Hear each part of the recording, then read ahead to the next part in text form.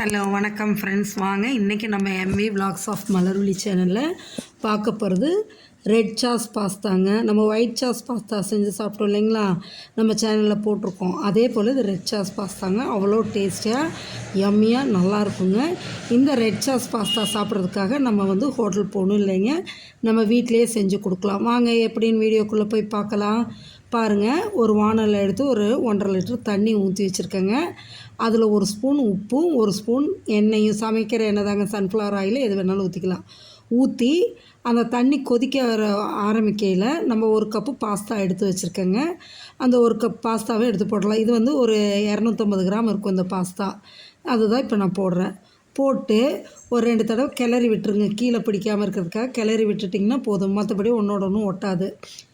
இந்த பாஸ்தா ஒரு 8லேருந்து 10 நிமிஷம் தாங்க, அதுக்குள்ளே வெந்துடும். 10 நிமிஷத்துக்குள்ளேயே நல்லா வெந்துடுங்க. வெந்து வந்ததும் எடுத்து நம்ம வடிக்கணுங்க. பாருங்களேன், இப்போ நல்லா பாஸ்தா வெந்துருச்சுங்க, சூப்பராக வெந்து வந்துருச்சுங்க. இப்போ இதை ஒரு வடிகூடையில் போட்டு நம்ம வடிச்சிடலாங்க. எடுத்து அப்படியே ஃபுல்லாக வடிச்சிருங்க. இது எல்லாத்தையும் போட்டு எடுத்து நம்ம மேலே ஆர்டினரி வாட்ரு ஊற்றிடணுங்க. தண்ணி ஊற்றிட்டோன்னா ஒன்றோட ஒன்று ஒட்டாமல் பலன்னு இருக்குங்க அடுத்தாப்பில் நம்ம எடுத்து சமைக்கும்போது. அதனால் இதேமாரி கூடையில் ஃபுல்லாக போட்டுருங்க. போட்டுட்டு பாருங்கள், இப்போ இந்தமாரி தண்ணியை ஊற்றிட்டிங்கன்னு வைங்களேன், ஒன்றோட ஒன்று ஒட்டாமல் நல்லா பலன்னு இருக்கும். எடுத்து நம்ம கிளறப்ப ஈஸியாக இருக்கும். சரிங்களா? அவ்வளோதான். இப்போ அதே வானலில் என்ன பண்ணுறோன்னா, ஒரு 3 ஸ்பூன் எண்ணெய் ஊற்றிக்கலாங்க. எண்ணெய் ஊற்றிட்டு ஒரு 10-15 பூண்டு பல் இடிக்கல்லில் இடித்து எடுத்து போடுறேங்க. அரைக்கிறதில்ல, பொடியாக நறுக்கலை. இடித்து போட்டோம்னா அதோட டேஸ்ட் வேறேங்க. அதனால் இடித்து நான் எடுத்து போடுறேங்க. அதை போட்டு நல்லா கலர் சேஞ்ச் ஆகிற வரைக்கும் வறுத்துட்டு ஒரு பெரிய வெங்காயம் பொடியாக நறுக்கி வச்சுருக்கேங்க. அதையும் போட்டு நல்லா வதக்கிடுங்க. வதக்கிட்டு இதுக்கு காஷ்மீரி ரெட் சில்லி பவுட்ரு நல்லா ஒரு 1.5 ஸ்பூன் போட்டேங்க. இது காரம் இருக்காது, அதே சமயம் கலர் நல்லா கொடுக்கும். அதுக்காக அது 1.5 ஸ்பூன் போட்டு வறுத்துட்டு, கருகாமல் வறுத்துட்டு ஒரு 3 தக்காளி எடுத்து மிக்ஸி ஜாரில் போட்டிருக்கேங்க. போட்டு நல்லா பல்ப்பாக அரைச்சி எடுத்து ஊற்றி அதையும் நல்லா கிளறுங்க. அதில் இருக்கக்கூடிய அந்த தண்ணியெல்லாம் கொஞ்சம் வத்துற அளவுக்கு நல்லா கொதிச்சு வரட்டுங்க. கொதித்து வந்ததுக்கப்புறமா டொமேட்டோ கெச்சப்புங்க, அது கொஞ்சம் தாராளமாகவே போட்டுக்கலாம், டேஸ்ட் நல்லாயிருக்கும்.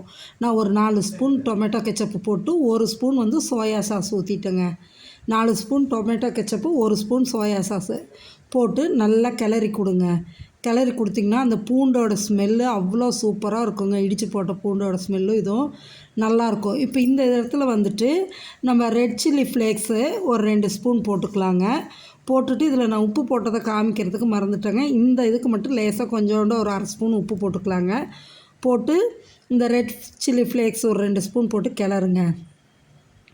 நல்லா கிளறிட்டு இப்போ இதில் என்ன பண்ணுறோன்னா, நம்ம வேக வச்சு வச்சுருக்கோம் இல்லைங்களா பாஸ்தா, அந்த மக்ரோனி எடுத்து இதில் போட்டுருங்க. அவ்வளோதாங்க. போட்டுட்டு அப்படி கிளறினீங்கன்னு வைங்களேன், சூப்பராக உங்களுக்கு ரெடி ஆகிடுச்சுங்க நம்ம ரெட் சாஸ் பாஸ்தாங்க. அவ்வளோ நல்லா பாருங்கள், எவ்வளவு உதிரியாக நல்லா வெந்து நல்லா வந்துச்சுங்க. இது அப்படியே கிளறிட்டு இதுக்கு ஃபைனல் டச் 1 ஸ்பூன் மிளகுத்தூள் போட்டுடணுங்க. நல்லா கிளறிட்டு எல்லாம் ஈவனாக எல்லா பக்கமும் அந்த சாஸ் படுற அளவுக்கு கிளறிட்டு 1 ஸ்பூன் மிளகுத்தூள் நல்லா போட்டுக்குங்க. போட்டு கிளறி இறக்கிட்டிங்கன்னு வைங்களேன், சூப்பரான ரெட் சாஸ் பாஸ்தா ரெடிங்க. இந்த ரெட் சாஸ் பாஸ்தா சாப்பிட்றதுக்காக நம்ம ஹோட்டலுக்கு போகணுன்னு அவசியமே இல்லைங்க. வீட்டிலையே செஞ்சு சாப்பிட்லாம், குழந்தைங்களுக்கும் கொடுக்கலாம். அவ்வளவு டேஸ்ட்டாக நல்லாயிருக்குங்க. நீங்களும் மறக்காமல் இந்த ரெட் சாஸ் பாஸ்தாவை செஞ்சு சாப்பிட்டு பார்த்துட்டு எப்படி இருக்குன்னு கமெண்ட் செக்ஷனில் சொல்லுங்கள். மறக்காமல் நம்ம சேனலை சப்ஸ்கிரைப் பண்ணுங்கள், லைக் பண்ணுங்கள், ஷேர் பண்ணுங்கள். உங்கள் ஃப்ரெண்ட்ஸ் அண்ட் ரிலேட்டிவ்ஸ்க்கு ஷேர் பண்ணுங்கள். நீங்களும் ஒரு தடவை இதை ட்ரை பண்ணி பாருங்களேன். அவ்வளோ டேஸ்ட்டாக இருந்ததுங்க. சுட சுட சாப்பிடும்போது ஹோட்டல் ஸ்டைலில் அப்படியே இருந்ததுங்க.